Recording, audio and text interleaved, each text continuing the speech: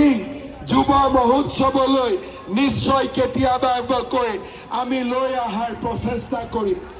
আজি আমাৰ গৃহমন্ত্ৰী ডাঙৰীয়াক মই ধন্যবাদ জনাইছোঁ যে আপুনি ইয়াত উপস্থিত থাকি আমাৰ মিচিং সমাজখনক এটা ডাঙৰ স্বীকৃতি আৰু আপোনাৰ শুভেচ্ছা আপুনি প্ৰদান কৰিলে। মিচিং সমাজ আৰু অসমৰ ৰাইজে আপোনাক সদায়ে আপোনাৰ এই আগমনৰ বাবে আপোনাক সদায়ে মনত ৰাখিব আৰু আপোনাক সদায়ে ধন্যবাদ দিব।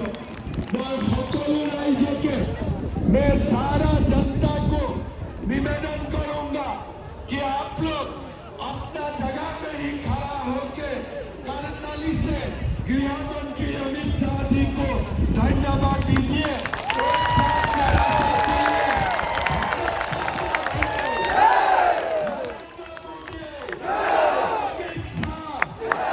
अमित शाह बहुत बहुत धन्यवाद।